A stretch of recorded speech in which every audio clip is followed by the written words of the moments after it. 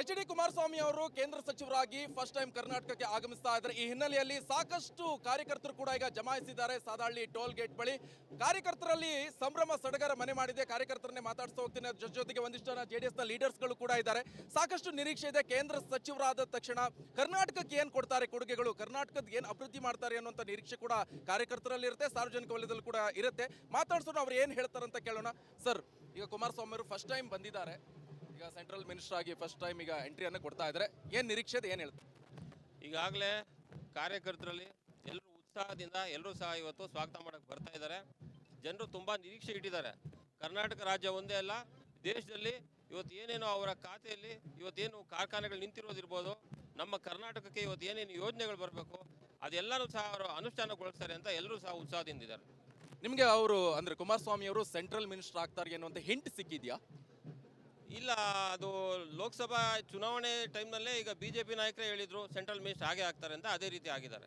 Sir, ಏನು ಹೇಳ್ತೀರಾ ನೀವು? ನಾವು ಈಗ ಏನು ಇವತ್ತು ಕೇಂದ್ರದ ಒಬ್ಬ ಕ್ಯಾಬಿನೆಟ್ ದರ್ಜೆ ಒಳಗೆ ಇವತ್ತು ನಮ್ಮ HD ಕುಮಾರಸ್ವಾಮಿ ಅವರು ಇವತ್ತು ಒಬ್ಬ ಮಂತ್ರಿ ಆಗಿದ್ದಾರೆ ಅಂದರೆ ನಮ್ಮ ಏನು ಕರ್ನಾಟಕ ಮತ್ತು ನಮ್ಮ ಏನು ಇವತ್ತು ನಮ್ಮ ದೇಶಕ್ಕೆ ಒಂದು ಈ ಮಣ್ಣಿನ ಮಗನಿಗೆ ಸಿಕ್ಕಂಥ ಗೌರವ ಇದು ಅಂತೇಳಿ ನಾನು ಹೇಳಕ್ಕೆ ಇಷ್ಟಪಡ್ತೀನಿ. ಇವತ್ತು ಏನು ಅವರ ಅಪ್ಪರ ಪ್ರಧಾನಮಂತ್ರಿ ಆಗಿರೋಂಥ ಒಬ್ಬ ದೇವೇಗೌಡರ ಮಗ ಇವತ್ತು ಒಬ್ಬ ಕ್ಯಾಬಿನೆಟ್ ದರ್ಜೆ ಒಳಗೆ ಇವತ್ತು ಮಂತ್ರಿ ಆಗಿರೋದು ನಮ್ಮೆಲ್ಲ ಕಾರ್ಯಕರ್ತರಿಗೂ ಲೀಡರ್ಗಳಿಗೂ ಭಾಳ ಸಂತೋಷದಂಥ ವಿಚಾರ. ಅದಕ್ಕೆ ಇಲ್ಲಿ ನಮ್ಮ ಬಂದು ಈ ಗೇಟ್ ಹತ್ರ ಎಲ್ಲ ಅದ್ದೂರಿಯಾಗಿ ಎಲ್ಲ ಸ್ವಾಗತ ಮಾಡಕ್ಕೆ ಬಂದಿದ್ದೀವಿ. ಓಕೆ, ಈಗ ಯಜಮಾನ್ರು ಇದ್ದಾರೆ, ಅವ್ರನ್ನ ಕೇಳೋಣ. ಈಗ ಸೆಂಟ್ರಲ್ ಮಿನಿಸ್ಟರ್ ಆಗಿದ್ದಾರೆ, ಈಗ ನಿಮ್ಮ ನಾಯಕರು, ಏನು ಹೇಳ್ತೀರಾ? ನಮ್ಮ ನಾಯಕರು ಈ ರಾಜ್ಯದಲ್ಲಿ 2 ಸಾರಿ ಮಾಜಿ ಮುಖ್ಯಮಂತ್ರಿಗಳಾಗಿ ಒಳ್ಳೆ ಅನುಭವ ಇರ್ತಕ್ಕಂಥ ಒಬ್ಬ ಮಹಾನ್ ನಾಯಕನನ್ನು ನಾವು ಈ ರಾಜ್ಯದಲ್ಲಿ ಆರಿಸಿದ್ವಿ. ಇವತ್ತು ಕೇಂದ್ರದಲ್ಲಿ ಕೂಡ ಸನ್ಮಾನ್ಯ ಮೋದಿಯವರು ಮತ್ತು ಅಮಿತ್ ಶಾಜಿ ಅವರು ಕೂಡ ನಡಿ ಈಗ ಶುರು ಮಾಡೋಣ. ಕೇಸರಿಯಿಂದ ಮನೋಲ್ಲಾಸ ಮನಸ್ಸು ಮತ್ತೇರಿ ಕುಣಿದಾಡಿದೆ ನೋಡು, ಮನಸ್ಸು ಮತ್ತೇರಿ ಕುಣಿದಾಡಿದೆ ನೋಡು. ಕ್ಷಣ ಕ್ಷಣವೂ ಆಚರಿಸಿ ಕೇಸರಿ ಹಬ್ಬ. ವಿಮಲ್ ಬಾಯಲ್ಲಿ ಹೇಳಿ ಕೇಸರಿ.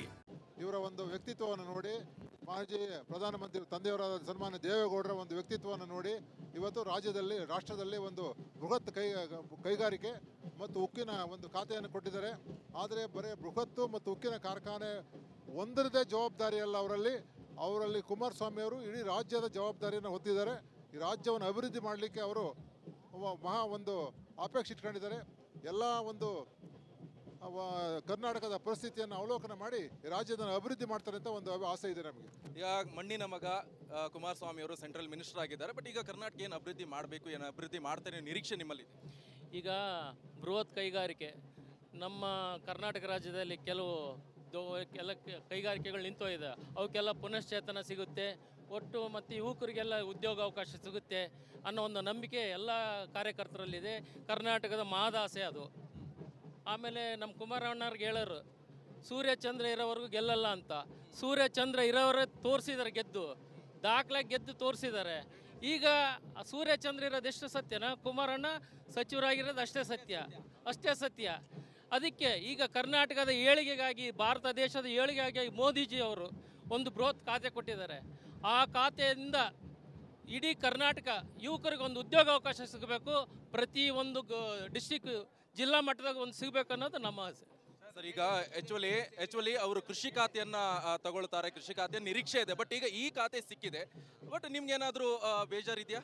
ಸರ್, ಈಗ ಸಮ್ಮಿಶ್ರ ಸರ್ಕಾರ NDA ಸರ್ಕಾರದಲ್ಲಿ ಪ್ರಧಾನಮಂತ್ರಿ ಮೋದಿ ಅವರ ನೇತೃತ್ವದಲ್ಲಿ ಮತ್ತು ನಮ್ಮ ದೇವೇಗೌಡರ ನೇತೃತ್ವದಲ್ಲಿ ಯಾವ ಖಾತೆ ಕೊಟ್ಟರೂ ನಿಭಾಯಿಸೋ ಶಕ್ತಿ ದೇವರು ಕುಮಾರಸ್ವಾಮಿ ಕೊಟ್ಟಿದ್ದಾನೆ. ಅದೇ ರೀತಿ ನಮ್ಮ JDS ಕಾರ್ಯಕರ್ತರೆಲ್ಲ ಇವತ್ತು ಶಕ್ತಿ ತುಂಬಿದ್ದಾರೆ. ಮತ್ತು ಕುಮಾರಣ್ಣವರು ಕೃಷಿ ಸಚಿವರಾಗಿದ್ರೂ ಖಾತೆ ನಿಭಾಯಿಸ್ತಾರೆ. ಮತ್ತು ಈಗ ಈ ಕ್ಯಾಬಿನೆಟ್ನಲ್ಲಿ ಮತ್ತು ಈಗ ಬೃಹತ್ ಕೈಗಾರಿಕೆ ಕೊಟ್ಟರು ನಿಭಾಯಿಸ್ತಾರೆ. ಮತ್ತು ಕರ್ನಾಟಕದಲ್ಲಿ ನಮ್ಮ ಭಾರತ ದೇಶದಲ್ಲಿ ಮೊದಲ ಸಹಿ ಹಾಕಿರೋದು ನಮ್ಮ ಕರ್ನಾಟಕದ ಫೈಲ್ಗೆ ಕುಮಾರಸ್ವಾಮಿ ಅವರು ಹಾಕಿರೋದು. ಹಂಗಾಗಿ ನೆಕ್ಸ್ಟು ಉದ್ಯೋಗ ಅವಕಾಶಗಳಿಗೆಲ್ಲ ವಿದ್ಯಾರ್ಥಿಗಳಿಗೆಲ್ಲ ಒಳ್ಳೆಯದಾಗುತ್ತೆ. ಈಗ ನರೇಂದ್ರ ಮೋದಿ ಅವರ ಕ್ಯಾಬಿನೆಟ್ನಲ್ಲಿ ಸಚಿವರಾಗ್ತಾ ಇರುವಂಥದ್ದು ಎಷ್ಟು ಖುಷಿ ಇದೆ ಸರ್? ಸರ್, ತುಂಬ ಖುಷಿ ಇದೆ ಸರ್ ಆಗ್ತಾ ಇರೋದು. ಏನು ಹೇಳ್ತೀರಾ? 100% ಖುಷಿ ಇದೆ. ಅನ್ನದಾತರವರು ಮಾಜಿ ಮುಖ್ಯಮಂತ್ರಿಗಳು 100% ಅವರು ಅವ್ರ ಅಧಿಕಾರ ಚೆನ್ನಾಗಿ ನಿಭಾಯಿಸ್ತಾರೆ. ಈಗ ಕುಮಾರಸ್ವಾಮಿ ಅವರು JDS ಎಲ್ಲಿದೆ ಅಂತಾರೆ ನೋಡಿ. JDS ಇಲ್ಲಿದೆ. ಮಾನ್ಯ ಮುಖ್ಯಮಂತ್ರಿಗಳು ಉಪಮುಖ್ಯಮಂತ್ರಿಗಳು ಇಬ್ಬರು ಸೇರ್ಕೊಂಡು JDS ಮುಣಿಗೋಯ್ತು ಅಂದ್ರು. JDS ನೋಡಿ ಸರ್ ಎದ್ದು ಕುಣಿತಾ ಇದೆ. ಇಂಡಿಯಾದಲ್ಲಿ JDS ಇದೆ, ನಮ್ಮ ಬಲ ಇದೆ. JDS ಬಲ ಕುಮಾರಣ್ಣವ್ರು ಇರೋವರೆಗೂ ದೇವೇಗೌಡರವರೆಗೂ JDS ಬಲ ಜಾಸ್ತಿ ಇನ್ನೂ ಹುಮ್ಮಸ್ತದೆ ಸರ್. ಕಾರ್ಯಕರ್ತರ ಬಲನೇ JDS ಬಲ ಸರ್. JDS ಹೆಚ್ಚಿನ ಶಕ್ತಿಯಿಂದ ನೋಡಿ ಸರ್. ಜನ ನೋಡಿ ಸರ್, ಮಾಧ್ಯಮದವರು JDS ಎಲ್ಲಿದೆ ಅಂತ ಮುಖ್ಯಮಂತ್ರಿಗಳು ಉಪಮುಖ್ಯಮಂತ್ರಿಗಳು JDS ನೋಡಿ ಇಲ್ಲಿದೆ, ಏರ್ಪೋರ್ಟ್ ಹತ್ರ ಇದೆ JDS. ಈಗ ಸಾಕಷ್ಟು ಸವಾಲಿದೆ ಈಗ ಕುಮಾರಸ್ವಾಮಿ ಅವರಿಗೆ. ಇಲ್ಲಿ ಕರ್ನಾಟಕದಲ್ಲಿ ಗವರ್ಮೆಂಟ್ ಕಾಂಗ್ರೆಸ್ ಇದೆ. ಸರ್ 2 ಸಾರಿ ಕರ್ನಾಟಕದಲ್ಲಿ ಮುಖ್ಯಮಂತ್ರಿಯಾಗಿ ನಿಭಾಯಿಸಿರೋರು. ಇವತ್ತು ಇಡೀ ಇಂಡಿಯಾ ಕುಮಾರಣ್ಣವ್ರನ್ನ ನೋಡಬೇಕು. ಕುಮಾರಣ್ಣ ಅಂದರೆ ಏನು ಅಂತ ಇಡೀ ಇಂಡಿಯಾಗೆ ಗೊತ್ತಾಗಬೇಕು. ಕರ್ನಾಟಕಕ್ಕೆ ಗೊತ್ತಾಗಿದೆ ಆಲ್ರೆಡಿ. ಮಣ್ಣಿನ ಮಗ ಅಂದರೆ ಕುಮಾರಣ್ಣವರು. ಇಡೀ ಕರ್ನಾಟಕದಲ್ಲಿ ಕುಮಾರಣ್ಣವ್ರು ಯಾವ ಥರ ನಿಭಾಯಿಸ್ತಾರೆ ಅಂತ ಮುಂದೆ ದಿನಗಳಲ್ಲಿ ಈ ರಾಜ್ಯದ ಮುಖ್ಯಮಂತ್ರಿ ಸಿದ್ದರಾಮಯ್ಯವ್ರಿಗೆ ಮತ್ತು DK ಶಿವಕುಮಾರ್ ಅವ್ರಿಗೆ ಗೊತ್ತಾಗುತ್ತೆ. ಇವತ್ತು ಆಲ್ಮೋಸ್ಟ್ ಅಲ್ಲೂ ಕುಮಾರಣ್ಣ ನೋಡಿದ್ರೆ ಇವ್ರಿಗೆ DK ಶಿವಕುಮಾರ್ ಗೊತ್ತಿದೆ ಕುಮಾರಣ್ಣವ್ರು ಬರ್ತಿದ್ದಾರೆ, ಇಷ್ಟು ಜನ ಸೇರಿದ್ದಾರೆ ಅಂತ. ದೇವನಹಳ್ಳಿ JDS ಭದ್ರಕೋಟೆ, ಕುಮಾರಣ್ಣ ಅಂದರೆ ದೇವನಹಳ್ಳಿಯಲ್ಲಿ ಭದ್ರಕೋಟೆ ಅಂತ ಇವಾಗ ಆಲ್ರೆಡಿ ಸಾಬೀತು ಮಾಡಿದ್ದಾರೆ. ಮುಂದೇನೋ ಅದು ಗೊತ್ತಾಗುತ್ತೆ. ಈಗ JDS ಹಡಗು ಮುಳುಗೋಯ್ತು ಅಂತ ಹೇಳ್ತಿದ್ರು, ಮುಳುಗಿ ಹೋಗೋ ಟೈಮ್ ಬಂತಂದ ಈಗ ಪುಟಿದ ಹೇಳ್ತಾ ಇದೆ. ಆಮೇಲೆ JDS ಮುಳುಗೋಗಿದೆ ಅಂತ ಹೇಳಂತವರಿಗೆ ಮೊದಲವರಿಗೆ ಬುದ್ಧಿ ಇಲ್ಲ. ಏನೋ ಒಂದು JDS ಇನ್ನು ಕರ್ನಾಟಕದಲ್ಲಿ ನಿರ್ನಾಮ ಅನ್ನೋಂಥ ಒಂದು ವಿಚಾರ ಇತ್ತು. ಇವತ್ತು ದೇಶದಲ್ಲಿ ಇವತ್ತು ಮೋದಿಯವರ ನಾಯಕತ್ವದಲ್ಲಿ ಇವತ್ತು ನಮ್ಮ ಅಪ್ಪಾಜಿಯವರು ದೇವೇಗೌಡರಜಿಯವರು ಮತ್ತು ಕುಮಾರಣ್ಣವರು ಇವತ್ತು ಕೇಂದ್ರ ಮಂತ್ರಿಗಳಾಗಿದ್ದಾರೆ. ಭಾಳ ನಮಗೆ ಸಂತೋಷ. ಇವತ್ತು 28 ವರ್ಷಗಳಿಗೆ ನಮಗೆ ಅಧಿಕಾರ ಸಿಕ್ಕಿದೆ. ಇನ್ನು ಮೇಲೆ ಮುಂದೆ ನಮ್ಮ ಕಾರ್ಯಕರ್ತರಿಗೆ ಒಂದು ಶಕ್ತಿ ಏನು, ನಾವು ಇಡೀ ರಾಜ್ಯದಲ್ಲಿ ನಾವು ಒಂದು ಪಕ್ಷವನ್ನು ಕಟ್ಟಿ ಮುಂದೆ ನಾವು ಈ NDAನಲ್ಲಿ ಅತ್ಯುತ್ತಮವಾದ ಸ್ಥಾನ ಪಡೆಯುವಂಥ ಒಂದು ವಿಚಾರ ನಾವು ಮಾಡ್ತೀವಿ ಅಂತೇಳಿ ಈ ಮೂಲಕ ತಮಗೆ ಹೇಳ್ತೀವಿ. ಎಸ್, ಇವಿಷ್ಟು JDS ನ ಕಾರ್ಯಕರ್ತರ ಮಾತಾಗಿರುವಂಥದ್ದು. ಕುಮಾರಸ್ವಾಮಿ ಅವರ ಬಗ್ಗೆ ನಿರೀಕ್ಷೆ ಕೂಡ ಸಾಕಷ್ಟಿದೆ. ಕರ್ನಾಟಕವನ್ನು ಅಭಿವೃದ್ಧಿ ಮಾಡ್ತಾರೆ, ದೇಶ ಮಟ್ಟದಲ್ಲೂ ಕೂಡ ಅಭಿವೃದ್ಧಿಯನ್ನ ಮಾಡ್ತಾರೆ ಅನ್ನುವಂಥ ನಿರೀಕ್ಷೆ ಇರುವಂಥದ್ದು. ಕ್ಯಾಮ್ರಾ ಪರ್ಸನ್ ಕಿರಣ್ ಜೊತೆ ನಿಕೇಶ್, ರಿಪಬ್ಲಿಕ್ ಕನ್ನಡ, ಬೆಂಗಳೂರು.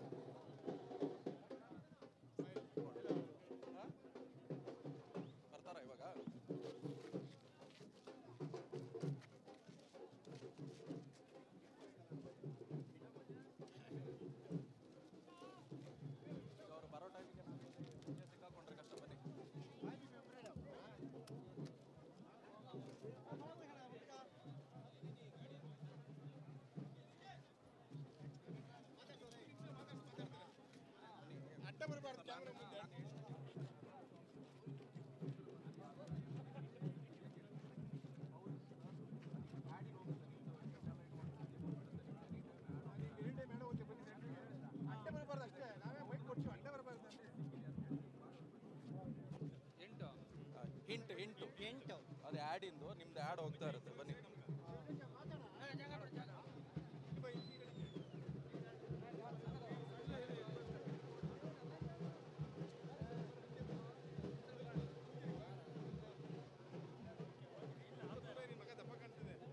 ಹೌದಾ?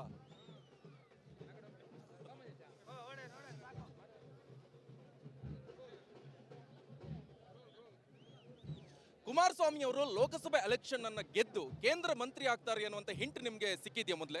ಖಂಡಿತ ಎಂಟಿತ್ತು ನಮಗೆ.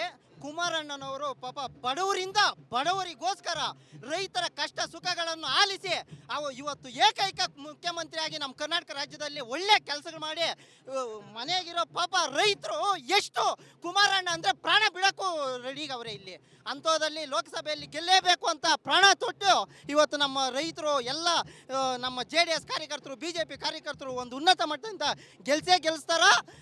ಮಂಡ್ಯದಿಂದ ಗೆದ್ದು ಲೋಕಸಭಾ ಕೇಂದ್ರ ಸಚಿವರಾಗ್ತಾರ ಅಂತ ನಮಗೆ ಮೊದಲೇ ಗೊತ್ತಿತ್ತು.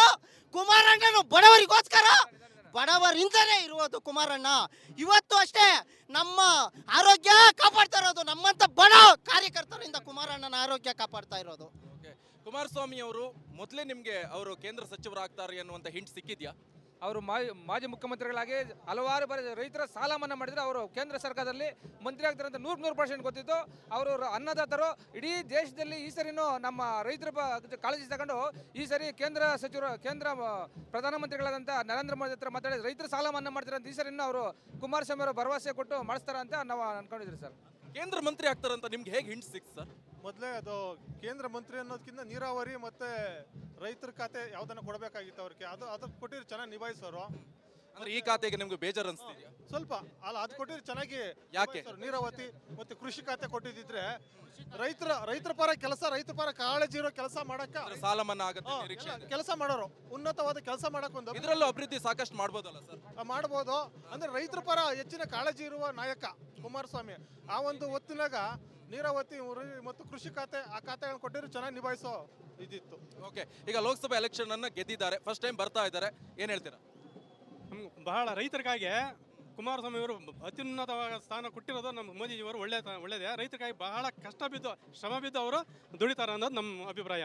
ಓಕೆ, ಇವಿಷ್ಟು ಕಾರ್ಯಕರ್ತರ ಮಾತಾಗಿರುವಂಥದ್ದು. ಸಾಕಷ್ಟು ನಿರೀಕ್ಷೆಗಳನ್ನ ಇಟ್ಕೊಂಡಿದ್ದಾರೆ ಕುಮಾರಸ್ವಾಮಿ ಅವರು. ಸೆಂಟ್ರಲ್ ಮಿನಿಸ್ಟರ್ ಆದ ತಕ್ಷಣ ಸಾಕಷ್ಟು ನಿರೀಕ್ಷೆ ಇರುವಂಥದ್ದು. ಅಭಿವೃದ್ಧಿಯ ಹರಿಕಾರ ಅಂತ ಹೆಸರನ್ನ ಬರ್ಕೊಂಡಿದ್ದಾರೆ ಅಂತ ಅವರ ಕಾರ್ಯಕರ್ತರು ಹೇಳ್ತಾ ಇದ್ದಾರೆ. ಸಾಕಷ್ಟು ನಿರೀಕ್ಷೆ ಇದೆ, ಎಲ್ಲೋ ಒಂದ್ ಕಡೆ ಅಭಿವೃದ್ಧಿ ಮಾಡ್ತಾರೆ ಅಂತ ಸಾಕಷ್ಟು ಕುತೂಹಲಕಾರಿಯಾಗಿ ಈಗ ನಿರೀಕ್ಷೆಯನ್ನ ಮಾಡ್ತಾ ಇದ್ದಾರೆ. ಇನ್ನೇನು ಕುಮಾರಸ್ವಾಮಿ ಅವರು ಬರುವಂತ ಟೈಮ್ ಆಗಿರುವಂಥದ್ದು. ಕಾದ್ ನೋಡೋಣ, ಅವರು ಕೂಡ ಬಂದು ಮಾತನಾಡ್ತಾರೆ, ಕಾರ್ಯಕರ್ತರನ್ನ ಉದ್ದೇಶಿಸಿ ಹಾಗೆ ಸಾರ್ವಜನಿಕರನ್ನ ಉದ್ದೇಶಿಸಿ ಮಾತನಾಡ್ತಾರೆ. ಕ್ಯಾಮ್ರಾ ಪರ್ಸನ್ ಕಿರಣ್ ಜೊತೆ ನಿಕೇಶ್, ರಿಪಬ್ಲಿಕ್ ಕನ್ನಡ, ಬೆಂಗಳೂರು.